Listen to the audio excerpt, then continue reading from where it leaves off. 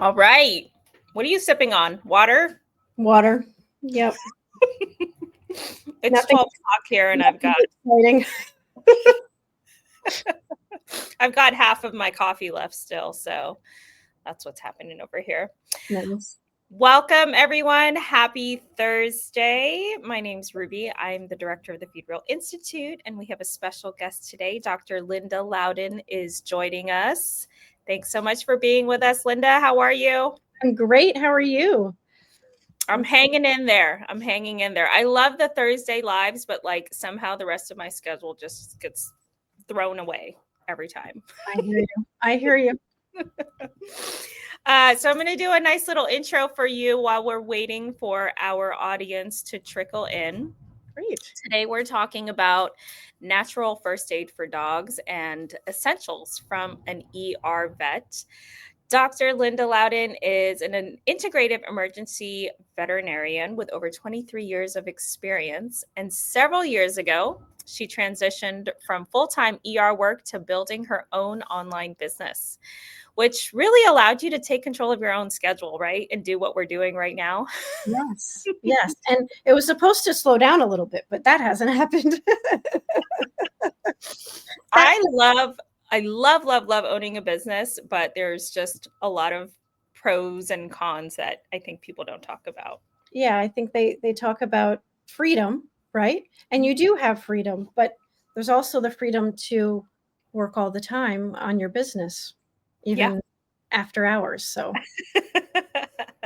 exactly. So you moved from the ER into building your online business. And I think what sparked that was seeing a lot of guardians make difficult and harmful health decisions for their dogs, often based on misinformation. yeah. And so you felt some sort of responsibility to get in ahead of that before they ended up in the ER, right? I did. I was getting very frustrated. I was in the ER for 23 years. It was a beautiful career. I loved it. But I really felt the one-on-one wasn't enough. I saw these trends of cancer just skyrocketing, chronic diseases, diabetes, other endocrine diseases like Cushing's and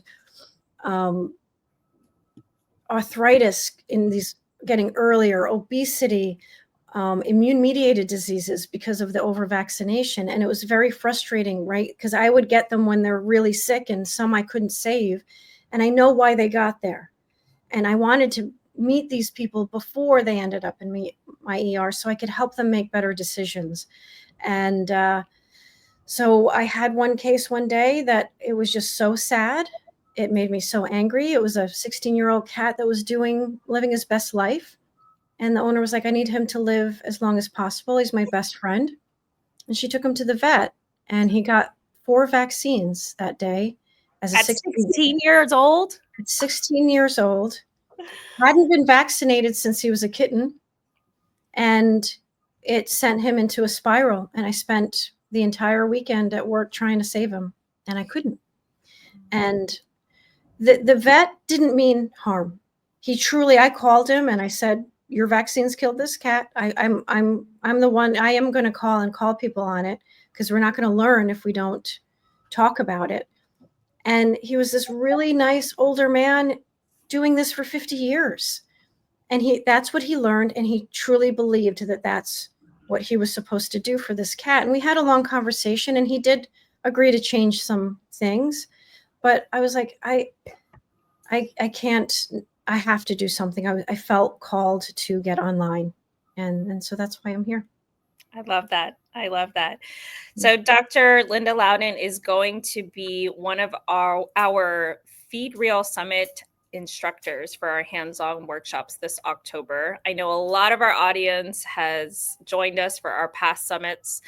There are annual dog longevity conferences where we talk about all the things you can do to help your dog live a longer, healthier life, including getting ahead of ER visits and things you can prepare for at home. So her workshop is going to be about just that, having a home first aid kit. So we wanted to go live today and talk about some of the things that you guys can keep on hand. And hopefully you'll be joining us in October for our summit so you can sit in on Dr. Loudon's hands-on workshop. It looks like we have a lot of regulars in our live. You guys know the drill. We already know that Kay is watching from Nashville. We have Lori and Michelle. Oh, hi, Michelle. Michelle Allen is in here also joining us. We usually go live for and chat for about 30 minutes. All of our last lives have been very interactive. So if you have questions as we're going that pertain to the topic that we're talking about, or just have a question that you want to ask about having a first aid kit or questions about the ER for Dr. Loudon, you can feel free to comment them as we're chatting, and we will go through and make sure we do a quick Q&A for any questions that we don't get to during the live. So yes, feel free to comment as you are listening. So let's dive in. You shared a little bit of why you transitioned from being an ER vet to your online business, but can you go a little bit further back and talk about what originally drew you to emergency vet medicine? That's funny. I always thought that I wanted to be an ER doctor or a surgeon when I was going through vet school. I really wanted to be the one who was like in the meat of things. I wanted to be the one who was there when they needed me most. And I went through vet school. I was on the surgeon track. I love surgery. But I was an ER tech before I went to vet school. And so they kept pulling me in for things into the ER, like, go get Linda, we need this, or go get Linda to show us this. And the criticalist at vet school was like, you need to be an ER doctor. I was like, I'm being a surgeon. But she was a great mentor to me, and she kept pulling me in there. And it ended up being like, okay, this is my place. This is my path. And so I loved it. It just came naturally to me. And I was watching The Pit. I don't know if you've seen that. It's with Noah Wyle on Netflix. I was watching that, and I don't watch TV or Netflix because our businesses don't allow us this time. But my husband's like, you need to watch that. I was like up all night watching it because I was back in the ER, right? And he said, one of the lines was like, why do we love this? Why do we feed off this? It's nuts. Everyone thinks we're crazy. And he's like, because we all have ADHD. I was like, oh, that makes sense.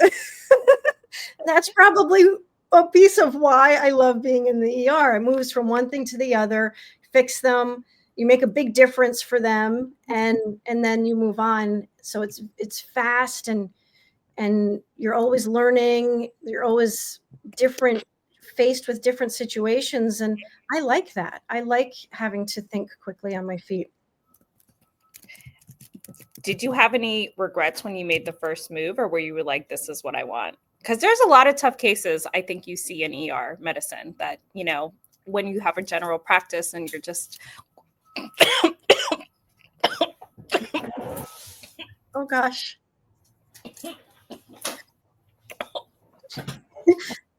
This is not funny, but a little funny, because she asked me to talk about choking. I hope she's okay. Oh my gosh. You okay?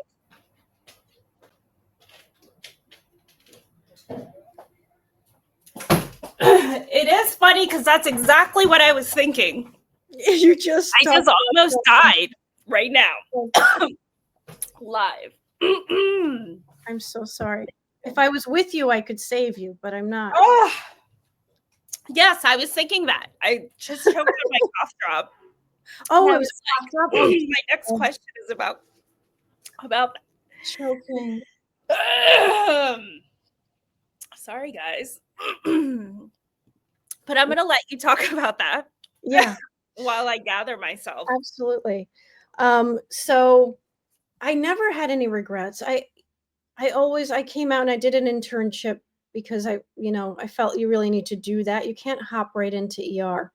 So I did an internship, and it felt like home to me. It never felt too scary or too sad for me. It felt like I needed to be there. So I never regretted it. I love surgery, and luckily I was in practices where I still got to do surgery. These days, not many ER vets are doing big surgeries because there's so many surgeons and big referral centers with their own surgeons. But the referral center that I started with some other people who owned it, I could do a lot of my own surgeries, and then any other ERs I was in, I was the surgeon on call. So I still got that piece of it that I loved. So it was the right path for me, for sure. And you talk about, like, you're going to say, I think, about general practice. You're going in and you see happy puppies and kittens. And that's my husband's general vet, and he loves it. Like, he knows the families. He's been through generations of pets, and he really loves the happy kitten feel. I went into general practice just for a year and a half to try to turn a business around, and I wanted to poke my eyes out with a fork. It was not my thing. I was like, if I get another double vaccine appointment, I'm just going to jump out of this window. Was So it too slow?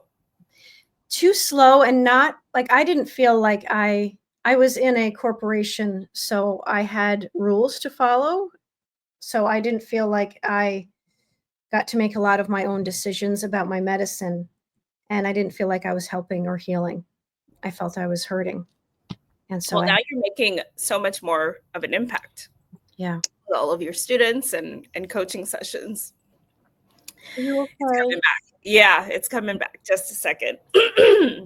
But yeah, so it was never, general practice was a little too slow, a little too monotonous of the same types of appointments, and a lot of things that just felt like I was selling and I wasn't healing. I get that.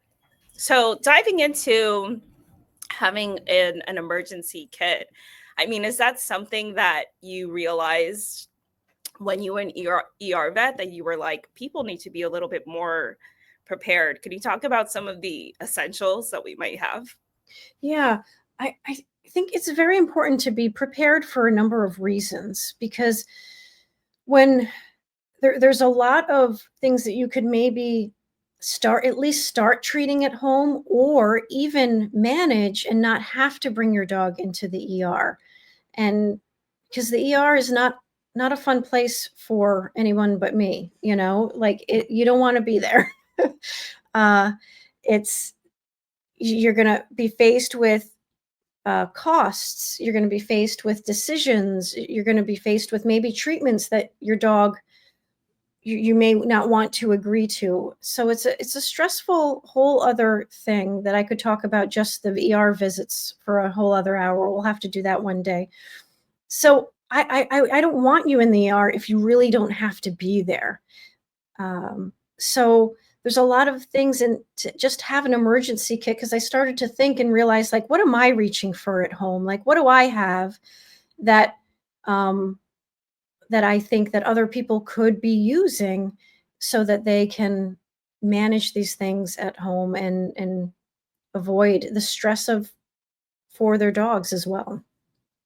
And I think a lot of the things that you can do, like allergic reaction, is probably, if not the most common thing I see in the ER. We see allergic reactions all the time, and that's something that you could usually manage at home. Um, you know, With tell us all the secrets. so everybody usually has Benadryl in their house. Especially if you have kids, you have Benadryl, and Benadryl's fine. There's other natural options that you can have in your cabinet as well. But if Benadryl's all you have, that's great. Just, you want the generic form, which is diphenhydramine, and you want to stay away from any versions that have added acetaminophen or decongestants, or it might have xylitol if it's sugar free. So you have to watch out, make sure it's just diphenhydramine. And Benadryl, you notice swelling of the face. Dogs get hives, and it doesn't look like people. It's hard to tell that they have hives, but all of a sudden their hair will be raised everywhere. And then you can feel it. If it's a short-haired breed, it's more obvious. You can feel bumps, right? But dogs' faces will get swollen. Their jowls will they look like Shar-Peis all of a sudden.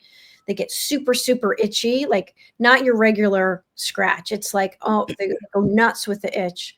Those are all signs of an allergic reaction, and that could be a bee sting, a spider bite, a food allergy, a vaccine is the most common reason for it.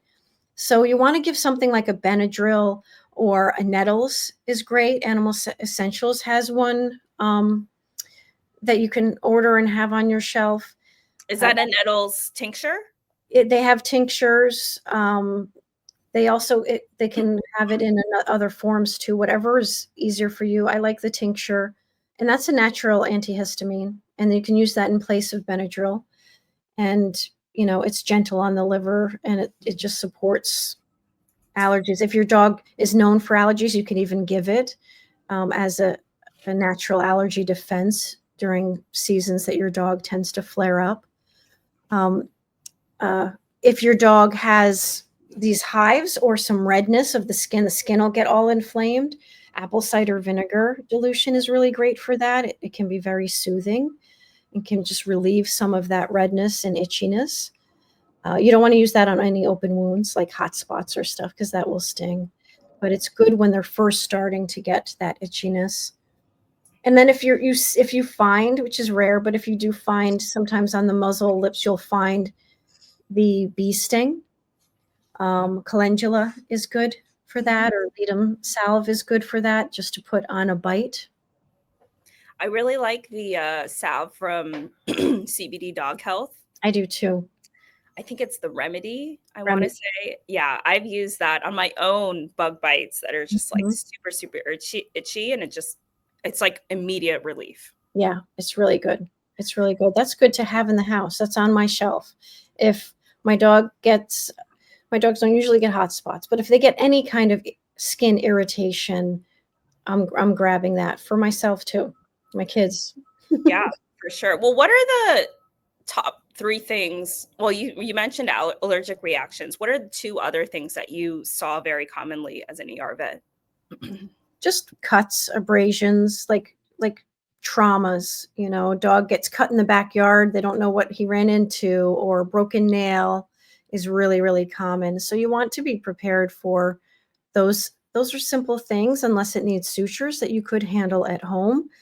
And walk me through that. My dog gets, steps on a nail or something in the backyard, and maybe not a nail, maybe cuts his foot pad on the fence. Piece of wood or fence, yeah, or even a simple dog bite, right? Like where it's just a puncture. Yeah. Sometimes what are you doing at home to handle that? You want to have clippers at home to clip any hair, because you always want clean borders of hair so that you can effectively treat and monitor any wounds. And there's clippers online. If you go to Amazon, they come in green. I don't know the name of them, but they are great. I use them for my house calls, where they're battery operated. They have they have a charger. They're like $30. So you don't need like grooming clippers. You just need these little clippers. They work great. You can replace the blades. And so clippers, betadine. I always have betadine in the house for me, my kids, and my dogs. It dilute betadine to a nice light tea color, and it's a really great antibacterial. And you can use it anywhere. It's not harsh like a chlorhexidine or some of the other ones. You have to keep away from eyes. Betadine, iodine, I dilute it. That's what I use for my eye surgeries. So that's a really good one to have in the house to clean any wounds. And then once you clean it or flush it, having a syringe, if you could get a syringe from your vet just to have in your ER box, because pressure is important if it's a bite wound or something that's penetrating, because you want to flush through with some dilute betadine to really get that clean so you don't get any abscessing or pocketing. And then once you've cleaned the wound and you pat it dry, I love Manuka honey. Good quality Manuka honey that is a great antibacterial, antifungal, anti-inflammatory. It's natural. If your dog ingests it, it's not a big deal. Well, we tend to see a lot of dogs just licking off the Manuka honey. So hopefully the wound is in a place that they can't reach, but that's not always the case. Yeah, and you might have to cover it for a little bit. So it's good to have bandage material. You want to have some gauze, some vet wrap is a good one, just to be able to cover something.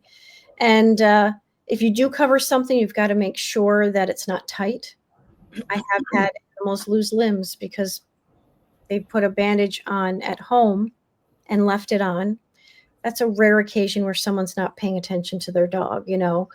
but you can create a tourniquet effect. So loose enough where you can, get your finger under it, but that it's going to stay, and change it regularly. And some wounds you don't want to keep covered the whole time. You want some air to get to them so that they can dry.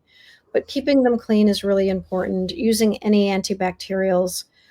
Aloe vera is great for like burns, bug bites, any superficial kind of skin breakage. So almost anything we might have in our own personal ER kit Yeah. at home. I've heard some people using hydrogen peroxide for treating wounds. What are your thoughts on that? I don't love hydrogen peroxide. I prefer betadine. It's not as harsh. Hydrogen peroxide is not great for cells.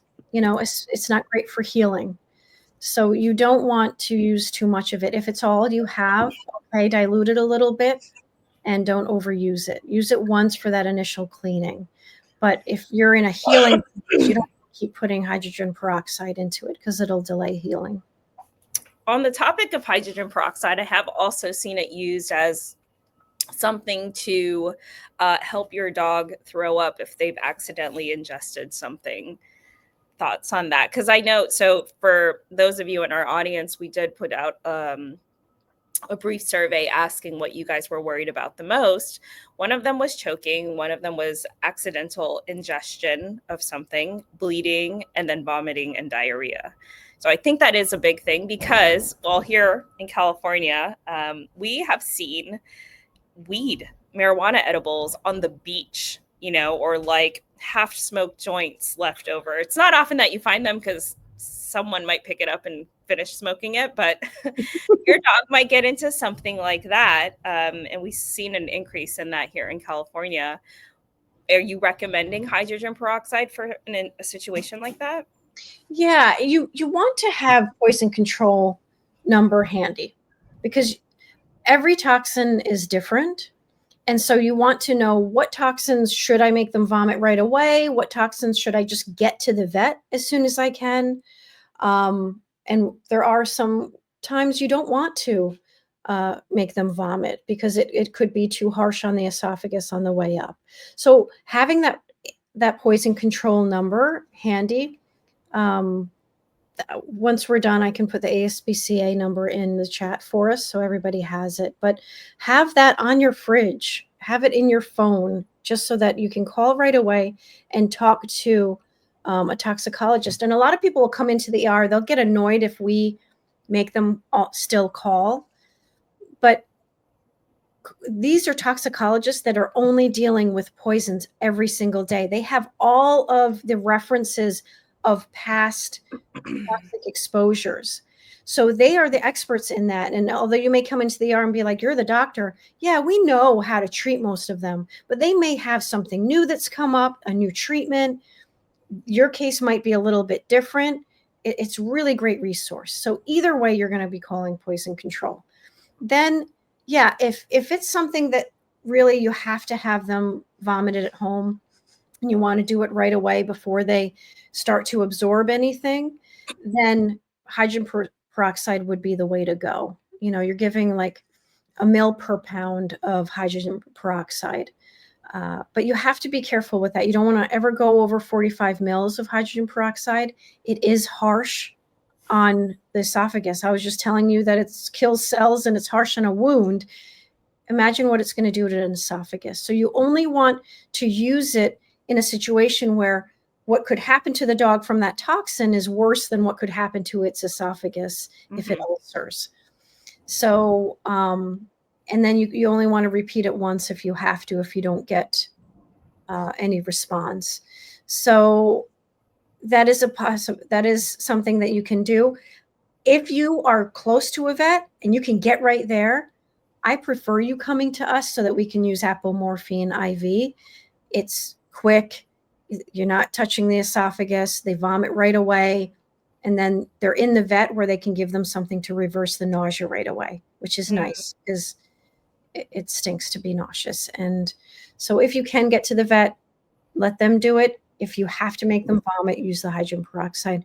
But that goes to another one, like having activated charcoal at home is really great. Once you've made them vomit, give them a minute, give them a little ginger or something to try and settle everything down, a little chamomile, ginger, take away the nausea, then give some activated charcoal. You don't want to give it to them when they're still nauseous. You don't want them aspirating on that because that could be dangerous. But activated charcoal is something that should be in everyone's cabinet for kids, for you, for the dog, because it can bind a lot of these toxins if they're ingested. Oh, that's a great, great tip. That's something that we have recommended, but I just, in this conversation, realized that I don't have betadine at home. I don't have activated charcoal. And here I am telling everyone to have it, but I don't have it myself. So I'm taking notes. Good reminder. Yeah. Yeah. You're Please, going to guys. come to our kit making workshop at your. Yes. Yes. Well, I have attended. So the other workshop that we're going to have is Kay's teaching our fresh food workshop. We also have Dr. Lori McCauley doing tuning forks, which I'm also excited about. But Cool. I'd say the emergency kit being prepared at home is just crucial. I mean, we're talking about ways that we can get ahead of showing up at a vet's office completely unprepared. And so I just absolutely love, love, love this talk. Yeah. I wasted a lot of time while I was choking, but that's the big one that I wanted to get to because we have about 10 minutes left. So I do want to invite our audience to throw in their questions for Linda to answer. But that is a huge one. I mean, as an institute, we do recommend feeding not just real fresh food, but also raw meaty bones. And a lot of people are scared of that, rightfully so, because, you know, that it's not something that we naturally do ourselves, you know, and you may see a dog do a chomp chomp swallow and not, you know, grind their food really, really well like we do. And so we tend to see a lot of people kind of get scared about their dogs looking like they're choking and then regurgitating very, very quickly and then trying again. They're like, let me do that one more time because once wasn't enough. Can you just talk about that a little bit? I mean, have you seen cases of choking and what can we do at home when we're in that situation? Yeah. So there's lots of different situations with choking. And so one would be, okay, the tennis ball or the ball or the toy, something that you know is lodged up here, that's a different situation. So if that's up here, you want to turn your dog on their back immediately, and you want to get in front of them and get under their mandible and push this way. So they're on their back, and you want to take these fingers and push right behind here. You'll feel their trachea and right here. And you can pop it out that way a lot of times because those can't wait. When they come into the ER for us, they're blue and, you know, right on death's door. And so, yeah, get them in the car. If you have another person with you, have them trying that maneuver. But a lot of times, if you can't get that at home, you don't have the time to get them into the ER. Mm-hmm. So that's one. And prevention is the most important thing, right? Try not to have those balls that are too small for your dog. You know, get the bigger ball so you don't even have to worry about it unless, you know, they pick it up somewhere else. And then prevention, the sad thing that me and my husband have seen over the years in practice is dogs choking from their collars.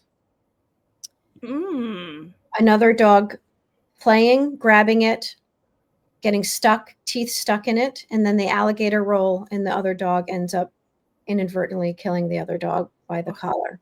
And it happens a lot. More often than we think. Another thing, puppies with their collars on. I almost lost my own dog that way.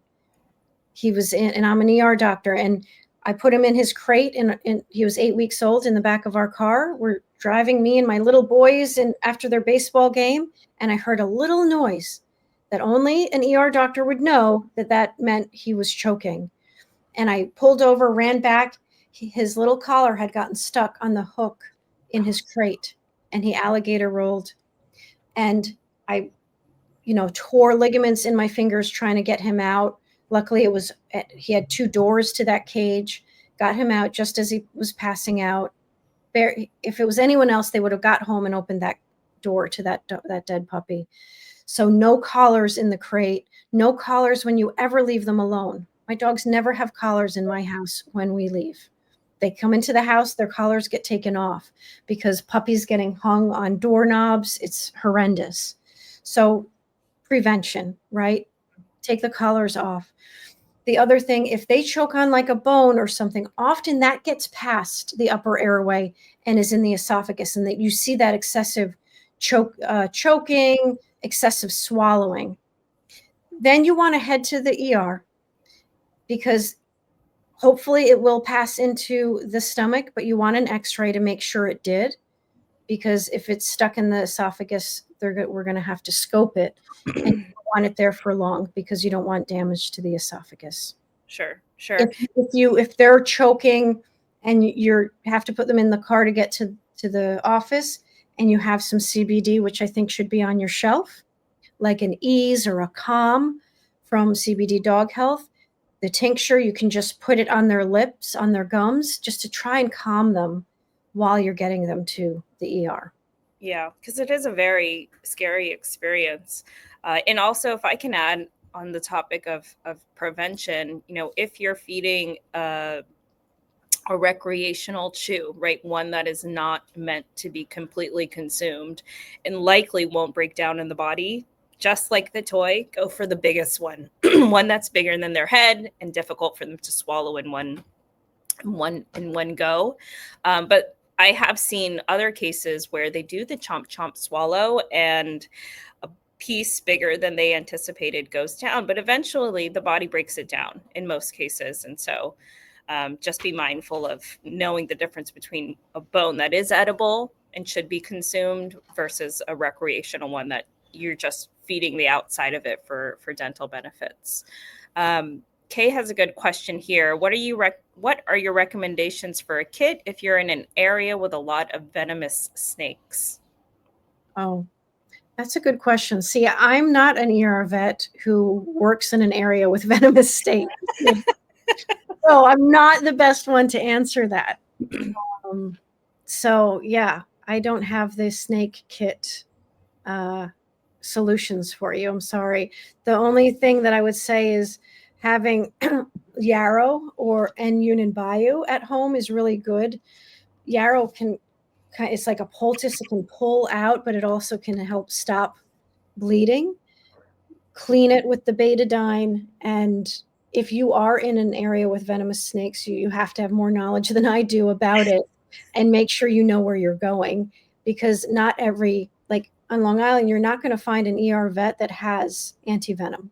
I think one in Yonkers. So I know who has it, but in general, we're not going to carry that on our shelves because it's not an ER problem we see unless you're maybe upstate. So if you're in an area with venomous snakes, make sure you call around and you know who has anti-venom.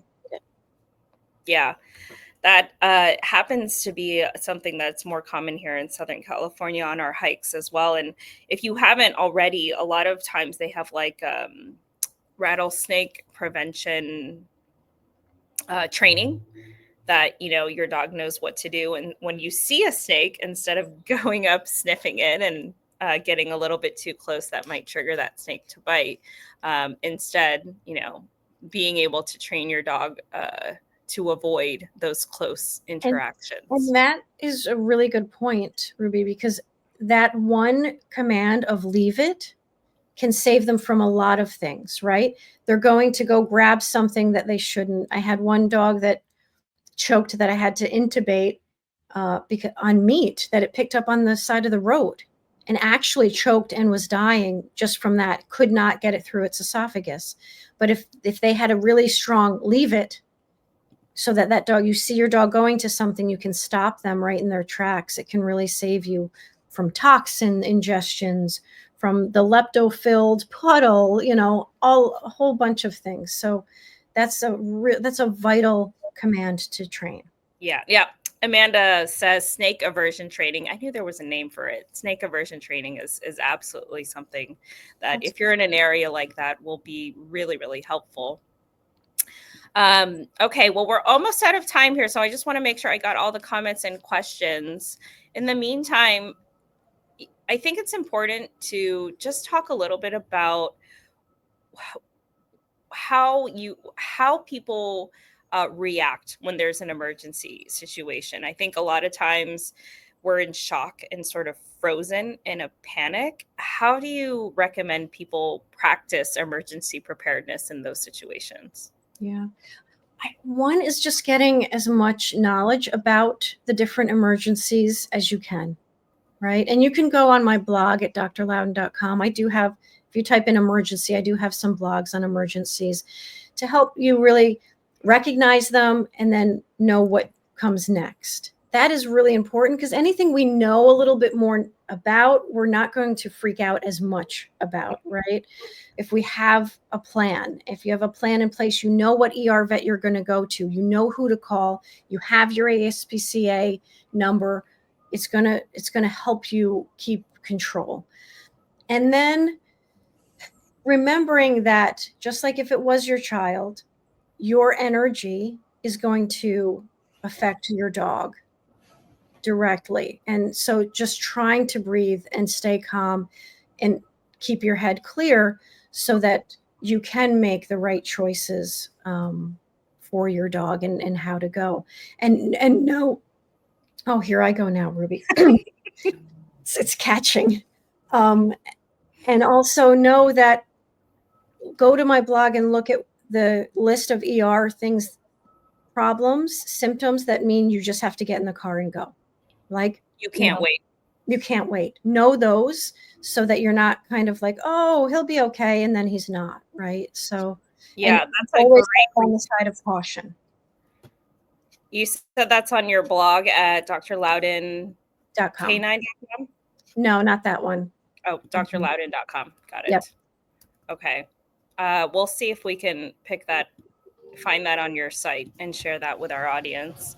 That's a really great point. I will share that we did have a scare a while back with our dog Icon, and we thought he'd gotten into rat poison, and we gave him the hydrogen peroxide because we didn't know when it was. It could have been 30 minutes, before we found him with it. Mm-hmm. Very, very difficult to watch him vomiting because it just looked so incredibly painful, not just uncomfortable, but just painful. In the end, nothing came out. I felt so terrible for having him go through that experience, but I just had to know that, it wasn't in his belly. But I think you're absolutely right. Knowing the emergency vets in your area, having the poison control hotline phone number handy. And when we called our vet, that's what they said. And I had the same reaction. I was like, why do I have to call somewhere else? Don't you know what to do? Mm-hmm. It's rat poison. This has to happen all the time. Yeah. But anyway, these were really, really great tips. Thank you so much, Linda, for joining us. And I hope for you guys that were online here joining us today, if you don't have your ticket for the summit yet, please get on it, because we sold out the last 2 years very early in the year. And this is one of the workshops that you're not going to want to miss if you're coming to our summit. It's going to be fun. And Ruby, I couldn't put it in the chat for some reason, but I put it in the private chat. Those links, if you wanted to grab them. Oh, yes. Perfect. Oh, I love this. 10 red flags when your canine companion urgently needs to go to the emergency vet. Here you go, guys. Take a look at that. I think that is so helpful, so we're not questioning ourselves when something scary comes up. And the only two other of my favorite ones that you should have on your shelf, psyllium husk for diarrhea. I know you have to go, Ruby. The psyllium husk for diarrhea, plain organic canned pumpkin for fiber as well. And also Yunnan Bayou. I like people having Yunnan Bayou, especially if they have dogs that are middle to older age and they worry about any bleeding. Even if bleeding, you can use it actually topically. It's a great Chinese herb to help get bleeding under control. Awesome. And we'll post a link for that because I think a lot of people are not familiar with Yunnan Bayou. So I think we'll have to have you back live to talk about that. Oh, I guess so. Sounds good. All right. Sorry about the short live today, guys, but I appreciate you joining in. Thank you again, Linda, for joining us, and looking forward to seeing you again soon. Yes, see you soon. Have a great day.